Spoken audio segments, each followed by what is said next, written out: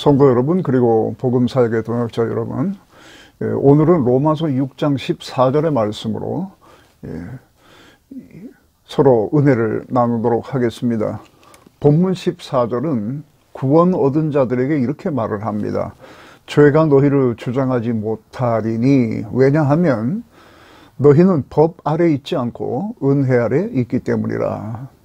이렇게 말씀을 했습니다. 이것은 즉각적으로 7장 1절에 있는 말씀처럼 그러면 은혜 아래 있으니 죄를 지어도 된다는 말인가? 라고 하는 의문을 불러일으킬 수가 있습니다. 반드시 악한 의도를 가지고 있어야 이러한 질문이 발생하는 것은 아닙니다. 사람들의 사고의 능력에는 한계가 있기 때문에 이러한 말을 들을 때에 이러한 식의 질문은 어쩌면 당연한 것인지도 모릅니다. 실제로 오늘날도 이러한 질문을 계속하면서 바울의 이와 같은 구원관에 반발하는 사람들이 있습니다. 같은 기독교의 울타리 안에 있다고 하는 자들 중에도 이런 질문이나 반발을 넘어서 이러한 교리를 조롱하는 사람까지 있습니다. 사도 바울은 5장부터 이 부분에 이르기까지 이렇게 사람들이 계속해서 의문을 제기할 수밖에 없는 방식으로 구원에 대해서 설명을 반복하고 있습니다. 5장 20절에는 죄가 더한 곳에 은혜가 넘쳤다 이렇게 말합니다. 그러면 사람들은 당연히 그러면 은혜를 많이 받으려면 죄를 많이 지어야 하느냐라고 하는 질문을 하게 될 것입니다. 뭐 저라도 그렇게 했을 것입니다. 6장 6절에는 너희 옛사람은 예수 그리스도와 함께 십자가에서 완전히 죽었다고 말합니다. 이런 유의 말들은 구원을 얻었지만은 아직도 죄로 인해서 고민하는 성도들에게는 이 모두가 이게 다 수용되는 말이 아닙니다.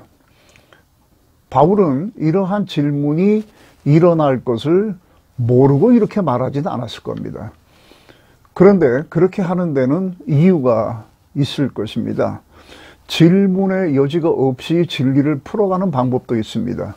구절 구절마다 머리가 끄덕끄덕하게 이렇게 말을 하다가 결론에 이르게 되면 모두가 다 그 사실을 조용하게 수용할 수밖에 없습니다. 그런 방식도 있습니다. 그러나 질문이 불같이 일어나게 하는 방식을 사용할 수도 있습니다.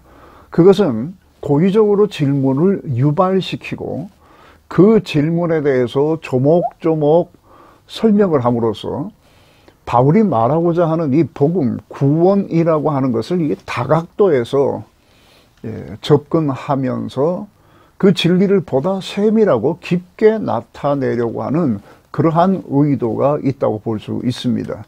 바울은 지금 논문을 발표하고 있는 것이 아니라 성도들의 실생활을 돕기 위해서 예수 안에 있는 구원을 설명하는 겁니다. 구원을 얻었다고 해서 세상 사는 동안에 고난이 면제되는 것은 아닙니다. 여전히 파상적인 어려움이 몰려올 수도 있는 것이고 또 언제 어떻게 될지 누구도 알지 못합니다. 이스라엘 백성이 40년 동안 광야에서 겪은 일들은 현재 우리들의 삶을 미리 보여주는 그림과 같은 것입니다. 하나님의 능력을 목격하고 즐거워하는 때도 있지만은 이내 또 시험에 들기도 합니다. 이렇게 오르락 내리락 하는 삶을 보여주고 있습니다. 성도들의 삶도 마찬가지입니다. 이때 성도들에게 가장 필요한 것은 믿음입니다.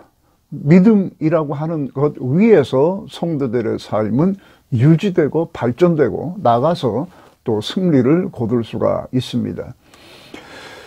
나는 더 이상 죄의 세력에 의해서 이끌림을 받는 자가 아니라 하나님의 은혜 아래 있다고 하는 것을 믿으라라고 하는 뜻으로 바울은 지금 이러한 말을 하고 있습니다. 믿음이라고 하면 사람들은 자기가 믿고 싶은 것이 이루어진다라고 하는 것을 의미하는 것으로 생각하는 경우가 있습니다. 그러나 성경에서는 하나님께서 이루어 놓으신 어떤 사건이나 약속하신 것들을 믿으라고 하지 어떤 이루어질 가능성이 있는 것, 또 이루어질 확률이 비교적 높은 것을 믿어라고 말하지 않습니다. 사람들은 믿습니다라고 하는 말을 굉장히 좋아합니다. 이것은 자신의 믿음의 수준을 좀 더 이렇게 끌어올리기 위한 수단으로도 사용이 되고 자신을 고무시키기 위해서 쓰는 말일 수도 있습니다. 그러나 엄격하게 말하면은 믿는 것과 그렇게 되기를 바라는 것은 구분되어야 합니다. 하나님께서 내가 원하는 대로 다 해주신다고 하는 보장은 없습니다. 오히려 내 삶을 위태롭게 하고 불안정하게 할 수 있는 것들을 요구할 때는 그것을 들어주시지 않을 수도 있고, 아니면 내가 원하는 것이 아닌 다른 것으로 대체해서 우리의 기도에 응답하실 수가 있습니다. 근데 이럴 때는 그렇게 될 줄로 믿습니다라고 이렇게 못을 박을 것이 아니라 그렇게 되기를 바랍니다. 하나님, 저는 그것을 원합니다. 이렇게 말하는 것이 맞습니다. 로마서 1장 17절에서 인용된 하박국의 말씀, 오직 의인은 믿음으로 말미암아 살리라 라고 하는 말, 이것은 무엇이든지 원하는 대로 믿기만 하면 다 이루어진다 라고 생각하는 사람이 의인이다 라고 하는 말이 아닙니다. 우리가 기본적으로 믿어야 하는 것은 예수 안에 있는 속량, 하나님께서 예수 그리스도를 통해서 이루어 놓으신 그 일들, 그 결과, 이것을 믿어야 되는 겁니다. 예수 안에 있는 속량으로 말미암아 우리가 구원을 얻는다고 하는 것을 믿는 것, 그것이 중요한 것입니다. 이 진리에는 다음과 같은 것들이 포함됩니다. 이 말을 여러 가지 표현으로 나타낼 수가 있습니다. 자, 그렇게 구원을 얻은 자는 예수와 함께 옛 사람이 십자가에서 완전히 죽었다고 하는 것을 의미합니다. 예수 그리스도의 속량을 믿는 자는 예수와 함께 옛 사람이 십자가에 못 박힌 사람들입니다. 이런 것을 믿어야 합니다. 그리고 동시에 이것은 우리가 더 이상 죄가 왕노릇하는 영역에 있지 않다는 뜻입니다. 이것을 믿으라는 말입니다. 반대로 우리는 은혜가 왕노릇하는 영역에 있다고 하는 것을 믿으라는 말입니다. 그러므로 여러분께서 구원을 얻은 성도라면 어떤 경우에 어떤 상황 속에서도 여러분의 삶은 하나님의 은혜가 주도하고 있다는 사실을 믿으라는 말입니다. 우리가 원하는 대로 되지 않을 수는 있어도 고통이 비록 좀 오래 지속된다 하더라도 이러한 사실은 변하는 것이 아닙니다. 우리의 고통이나 아니면 우리의 실패도 있겠지만은 이런 것도 예상이 됩니다만은 어떤 일이 일어나든지 간에 그것은 하나님의 은혜 아래에서 일어나는 일들이라고 하는 사실을 믿으라는 뜻입니다. 우리는 때로 새로워져야 한다라고 하는 생각을 할 때가 있습니다. 새롭게 된다고 하는 것은 옷을 갈아입는 것일 수도 있습니다만은 어떤 의미에서 다시 이 믿음의 원리에 돌아감을 의미할 수도 있습니다. 우리는 고통스러울 때만 시험에 드는 것이 아닙니다. 일이 잘 풀려서 기대 이상으로 단을 거두고 풍성한 수확이 있는 경우에 이런 때도 견고한 이와 같은 믿음이 있어야 합니다. 나는 은혜 아래 있다고 하는 것을 반드시 믿어야 합니다. 자칫하면 모든 성공이 자신의 숨겨져 있는 훌륭한 자질로 인해서 생긴 것이라, 그것이 산출한 것이라고 생각을 하면 하나님을 소홀히 대할 수 있습니다. 이러한 교만은 우리가 고통으로 인해서 시험에 드는 것만큼이나 해롭습니다. 잘 될 때나 잘 안 될 때나 나는 하나님의 은혜 아래 있다고 하는 것을 상기해야 합니다. 항상 그래야 합니다. 고통스러울 때도 당연히 이 믿음 위에서 모든 사고를 시작해야 합니다. 그러면 내가 이렇게 하나님의 은혜 아래 있다는 사실은 어떻게 아느냐? 여러분의 목사님이 그렇게 말했기 때문에 그렇게 아는 것입니까? 아니면 칼빈이 그렇게 말했기 때문에 여러분들은 그것을 믿습니까?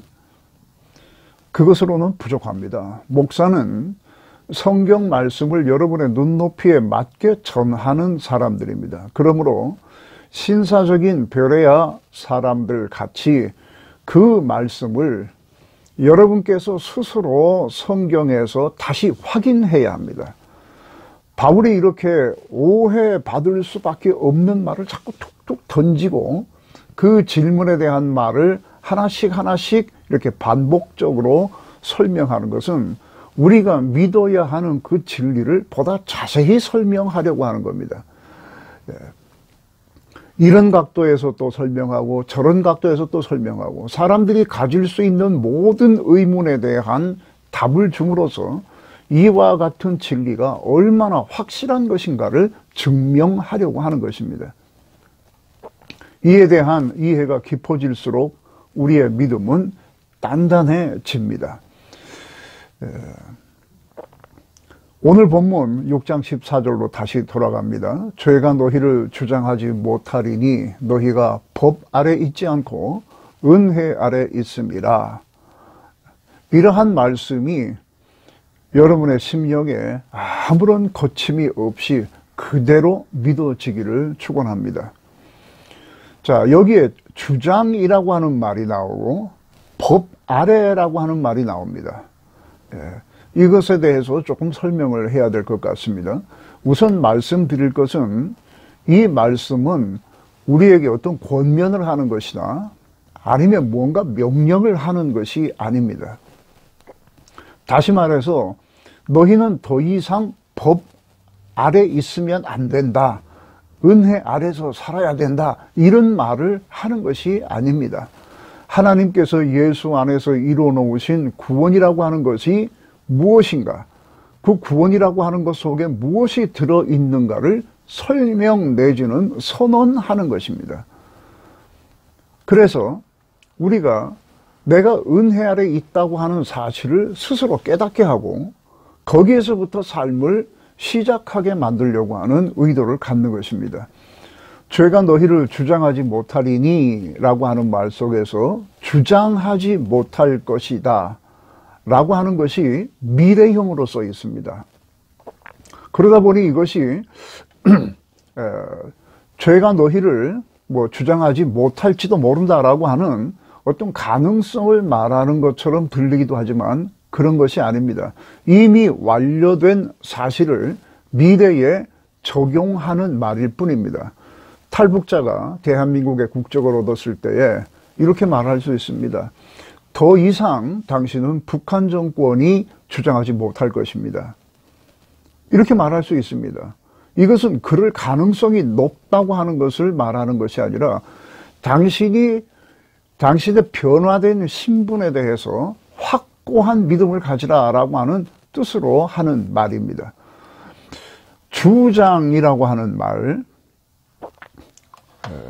요즘에 잘 안 쓰는 말이기 때문에 설명이 좀 필요합니다. 보통 젊은 분들은 주장이라고 그러면 자기 의견을 강력하게 나타내는 것이라고 하는 말로 알 수도 있습니다만은 여기 주장이라고 하는 말은 그런 뜻이 아닙니다. 주장했을 때 장은 소나귀라고 하는 말입니다. 그러니까 장악했다 할 때에 쓰는 그 장입니다. 대부분의 영어 성경은 이 부분을 주인이 되지 못한다라고 하는 의미로 번역하고 있습니다.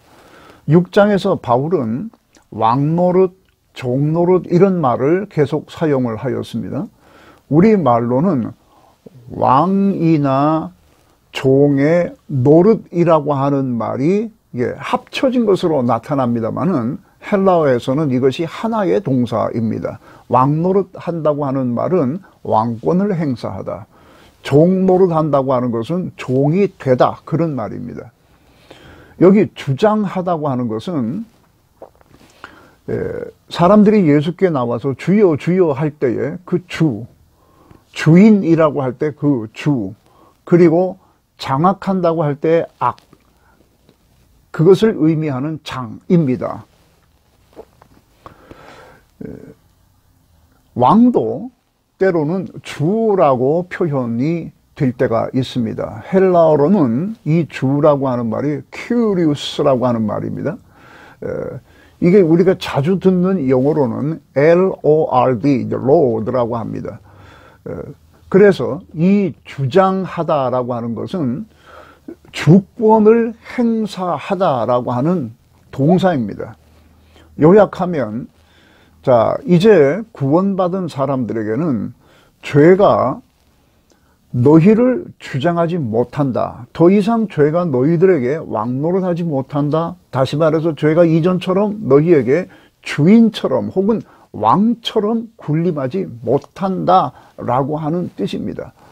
그 이유는 이렇게 죄 아래 있던 사람들을 하나님께서 그가 다스리시는 은혜의 영역으로 옮겨낸 것이, 구원해낸 것이 구원이기 때문에 그렇습니다. 이제 구원 얻은 자는 하나님의 은혜가 그 삶을 주도합니다. 이 말을 또다시 이렇게 설명을 하고 있습니다. 죄가 너를 주장하지 못한다라고 하는 말과 거의 동의어인데 표현이 다를 뿐입니다. 너희는 법 아래 있지 않다라고 말합니다. 이 역시 많은 오해를 불러일으킵니다. 아래라고 하는 말은 어떤 것에 강한 영향력 안에 있는 것이나 다스림을 받는 영역을 표현하는 것입니다. 요즘도 이와 같은 말은 흔하게 사용이 됩니다. 군대에 사단장이 있으면 사단장 아래 사단 병력이 있습니다. 그것은 또 국군 통수권자인 대통령 아래에 있습니다. 그럴 때 쓰는 말입니다. 여기에 법이라고 하는 것은 주로 구약의 오경을 의미하는 말로서 율법과 거의 같은 의미로 사용이 됩니다. 바울은 이미 로마서 5장 20절에서 율법에 대해서 설명을 할 때 이렇게 말을 했습니다. 율법이 들어온 것은 죄를 더하게 하려 함이라. 제가 5장 20절에서 이 말씀을 설명드릴 때에 이미 여러 차례 반복을 해서 말씀을 드렸습니다. 여기에 율법이 들어왔다고 하는, 들어오다는 무엇이 들어올 때에 이렇게 얹혀서 들어오는 것, 끼어서 들어오는 것을 의미합니다. 그래서 옛날 우리 번역에는 가입이라고 되어 있었습니다. 덧붙여서 따라 들어온다라고 하는 그런 말입니다. 율법이 이렇게 들어온 것은 죄가 얼마나 교묘하고 강한 것인지, 그래서 우리가 스스로 죄를 벗어나는 것은 불가능하다고 하는 것을 알려주기 위해서 그렇게 된 것이라고 말했습니다. 그래서 내가 예수 그리스도의 대속이 아니면, 예수께서 내 죄를 대신 갚아주는 그러한 방식이 아니면 나는 의롭다함을 얻을 수 없다는 사실을 아주 심령 깊이 이해하면, 율법은 우리에게 할 일을 다 한 것입니다. 그러므로 더 이상 우리는 율법 아래 있는 것이 아닙니다. 또 하나 율법 아래 있지 않다, 법 아래 있지 않다라고 하는 의미는 이런 겁니다. 어떤 법이든지 그 법을 잘 따르면 상이 있고 그렇지 않을 때는 벌이 있습니다. 중고등학생들의 모임 규칙에도 이런 것은 있습니다. 뭐 회원의 권리와 의무, 이런 그 조항이 있죠. 거기에 보면 의무를 성실하게 행하지 않을 경우에 선거권과 피선거권이 제한되고, 또 비협조가 심한 경우에는 회원권을 박탈한다, 뭐 이런 규정이 있습니다. 어떤 법이든지 법에는 상벌 조항이 따르게 됩니다. 하나님의 법을 순종하면 복을 받지만 불순종할 경우에는 하나님의 저주가 임합니다. 율법 아래 있지 않다고 하는 것은 이제 그 율법이 가지고 있는 저주 아래서 벗어났다라고 하는 것을 하는 뜻도 들어 있습니다. 의롭다함을 받았다, 구원을 얻었다고 하는 것은 더 이상 우리에게는 율법으로 말미암는 정죄함이 없다는 뜻입니다. 단지 불순종이 계속될 때는 이렇게 저주 혹은 정죄가 따르는 것이 아니라 하나님의 징계가 따르게 될 겁니다. 어떤 아버지나 어머니도 자식이 잘못했을 때 저주하진 않습니다. 그러나 징계를 통해서 그의 수준을 조금 더 올려놓는, 그리고 그의 상태를 좀 더 좋게 만드는 그러한 방법을 사용할 것입니다. 저주와 징계는 이렇게 다른 것입니다. 저주는 징계가 아니고 징계는 저주가 아닙니다. 이런 의미에서 우리는 법 아래 있지 않다고 말을 하고 있습니다. 자, 그 다음에 나오는 말씀을 한번 보십시오. 너희는 은혜 아래 있다. 더 이상 법 아래 있지 않고 너희는 은혜 아래 있다. 이렇게 말합니다. 우리에게는 더 이상 죄가 왕노릇할 수 없습니다. 본문의 표현대로 하면 더 이상 죄는 우리의 주님이 아닙니다. 죄는 우리의 허물들을 의미할 때에 사용되는 말이기도 하지만 여기서는 우리를 파멸과 죽음으로 이끌어가는 강한 세력을 의미하는 겁니다. 같은 단어라도 문맥에 따라서 여러 가지 의미가 있습니다. 여기서는 이런 식으로 쓰이는 말입니다. 과거에는 이러한 세력이 나를 주장하였습니다. 거듭나기 전을 의미하는 겁니다. 죄 아래 있을 때는 아무리 선한 동기로 선한 일을 했다 하더라도 죄가 하나님을 대항하는 무기로 우리의 지체를 사용합니다. 이건 누구도 피할 수가 없습니다. 한 세기에 날까 말까 한다는 훌륭한 업적을 남긴 사람들 중에는 기독교인도 있고 그렇지 않은 사람들도 있습니다. 하나님을 노골적으로 부정하는 사람들도 있습니다. 이렇게 하나님을 부정하는 사람들 중에서 아주 굉장한 인물들이 사탄의 손에 의해서 쓰이는 것을 한번 보십시오. 첫째는 그들의 성공을 사탄은 이렇게 이용합니다. 하나님 없이도 이렇게 훌륭한 업적을 남길 수 있다.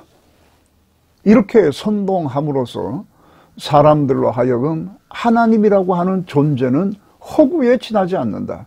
어떤 사람에게는 필요할지 몰라도 어떤 사람에게는 필요 없는 존재이다.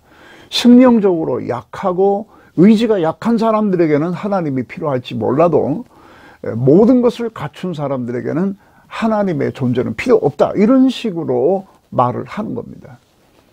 그렇게 사용합니다. 그리고 우리가 다 아는 대로 그들이 남긴 업적은 인류에게 공헌하는 바도 있지만은 인류를 파괴하는 데도 사용되고 있습니다. 간단하게 말한 것입니다만은 충분히 죄에 가공할 그 기만성과 능력을 보여주는 말이라고 생각을 합니다. 그러나 이제 성도는 하나님의 은혜가 모든 것을 주장하는 새로운 영역에 있는 사람들입니다. 죄가 왕노릇하는 영역에서 모든 것이 합력하여 선을 이루는 하나님의 은혜의 영역으로 옮겨졌습니다. 죄가 왕노릇하는 영역에서는 모든 것이 합력하여 악을 이룰 뿐입니다. 그러나 로마서 8장 28절 말씀대로 하나님의 은혜가 다스리는 영역 안에서는 모든 것이 합력하여 선을 이루게 됩니다. 하나님의 은혜가 우리를 이끌어가면 우리의 모든 것, 비록 남들이 볼 때에 아니면 자신이 판단할 때에 아주 미미한 것이라 하더라도 이것은 의의 무기로 쓰일 수 있습니다. 충분히 쓰입니다. 과부의 2렙돈과 다를 것이 없지만 하나님께서는 그것을 손에 드시면은 의의 병기로 사용하실 수 있습니다. 오병이어의 기적이 그것을 말해주고 있습니다. 또 예수님의 제자들을 보면 그것을 알 수 있습니다. 예루살렘에서 화려한 스펙을 쌓은 사람들 대신에 갈릴리 해변에서 그것도 밤에만 일하는 사람들, 무시투라고 하는 고기를 잡던 사람들을 통해서 이루어 놓으신 이 교회 확장을 한번 보십시오. 그 사람들은 어떤 공동체를 조직하고 그것을 키워나갈 만한 자질을 갖춘 사람들이 아닙니다. 이게 다 하나님의 은혜 아래에 있기 때문에 하나님께서 은혜로 이 모든 것들을 의의 무기로 쓰시기 때문에 가능한 일입니다. 우리의 기도가 하나님께 드려지고 또 응답되는 것도 우리가 은혜 아래에 있기 때문에 그런 것입니다. 우리가 은혜 아래에 있지만 아직 죽을 몸에 남아있는 죄의 습관으로 인해서 요즘 말로 하면 뻘짓을 좀 할 수가 있습니다. 그래도 된다는 말이 아니라 그렇게 될 수 있다는 뜻입니다. 이렇게 하면 아마도 다양한 방법으로 하나님의 징계는 따르겠지만은 결코 정죄함을 받지 않습니다. 우리는 율법 아래 있는 것이 아니기 때문입니다. 곤고함도 경험하겠습니다만은 그것은 파멸에 이르는 길이 아닙니다. 우리를 파멸로 이끌어가는 곤고함은 절대로 아닙니다. 로마서 8장 36절에 이렇게 말합니다. 도살당할 양같이 취급받는 경우가 있을지 모르지만은 이 역시 파멸을 향해서 가고 있는 것이 아니라 하나님의 은혜 아래에서 이루어지고 있는 일들입니다. 이 모든 것들은 합력하여 선을 이루게 될 것입니다. 다시 한번 반복을 하겠습니다. 바울은 논문을 발표하는 것이 아니라 성도의 삶을 위해서 목회적 차원에서 교리를 말하고 있습니다. 이것이 모든 성도들의 삶을 시작하는 기반이 되어야 하기 때문에 이렇게 말을 하는 것입니다. 마태복음 6장에는 예수님께서 산상보훈 중에 염려하지 말라라고 하는 말씀을 하셨습니다. 염려라고 하는 말은 본래 이 메림나오라고 하는 말인데 이 말은 이렇게 여러 갈래로 갈기갈기 찢어놓는 것을 의미합니다. 즉 염려라고 하는 것은 우리의 생각을 여러 갈래로 갈기갈기 찢어 놓아서 무엇을 먼저 해야 될지 나중에 해야 될지 무엇을 중요하게 생각해야 될지 무엇을 덜 중요하게 생각해야 할지 아주 혼란스럽게 만들어 버리는 것을 의미합니다. 그리고 이 염려가 가지고 있는 해악은 일어나지도 않을 일들을 마치 현실적인 것처럼 생각하게 해서 결국 우리를 무기력하게 만들고 그 무기력은 파멸로 이끌어 갑니다. 우리가 가장 경계해야 할 것이 바로 이것입니다. 염려에 사로잡히지 않는 것입니다. 주님은 이것을 벗어나기 위한 방법으로 공중의 새와 들에 핀 백합화를 보라고 하셨습니다. 보라라고 말하시는 것은 외형적 관찰을 잘 해보라는 말이 아니라 그 속에 들어있는 영적 진리를 추출해내어 보라라고 하는 뜻입니다. 어떻게 보면 아무것도 아니게 보이는 것들을 하나님이 다 먹이시고 입히십니다. 그렇다면 하나님께서 하물며 그 자녀들을 그냥 두시겠는가? 이것을 생각하라는 것입니다. 하나님의 은혜 아래 있는 사람은 이 말씀을 충분히 적용할 수 있어야만 합니다. 이 믿음이라고 하는 것이 염려를 제거하는 유일한 방법으로 제시되고 있습니다. 우리는 은혜 아래 있다는 사실을 믿어야 합니다. 은혜 아래 있게 하옵소서가 아니라 은혜 아래 있습니다. 그리고 다른 복잡한 생각, 무슨 생기지도 않을 어떤 가능성을 미리 땡겨서 염려할 것이 아니라 이 믿음의 기초석 위에서부터 생각을 쌓아 나가야만 합니다. 모든 것의 시작은 나는 은혜 아래 있다입니다. 바울은 우리가 왜 은혜 아래 있다고 말하는지 충분히 설명을 했습니다. 아직도 거기에 대해서 이해가 잘 안 되시는 분, 제가 지금 충분히라고 말씀을 드렸는데 여러분 속으로 만약에 충분치 않다고 생각하시는 분들은 로마서를 다시 한번 보시기를 바랍니다. 예, 로마서는 뭐 다른 내용과 같이 그렇게 재밌거나 흥미진진하거나 뭐 이런 것은 아닙니다만은, 그러나 우리의 생각의 기초를 다져주는 아주 중요한, 사활적으로 중요한 내용입니다. 그러므로 이러한 것을 좀 더 단단하게, 탄탄하게 내 안에서 다져놔야만 합니다. 견고한 믿음은 믿습니다를 반복한다고 해서 형성되는 것이 아닙니다. 복음이 무엇인지 성경 말씀이 설명하는 것을 잘 듣고 자기 것이 되도록 이해해야 합니다. 이 믿음이 여러분들을 세상에서 넉넉하게 이기게 하는 유일한 방법입니다. 의인은 믿음으로 사는 것입니다. 모든 삶은 믿음으로부터 시작하는 것이고, 믿음으로부터 시작된 모든 삶은 믿음으로 끝나게 돼 있는 것입니다. 여러분께서 이 말씀을 통해 견고한 믿음의 기반을 잘 갖추셔서 모든 일에 승리하시기를 기원합니다.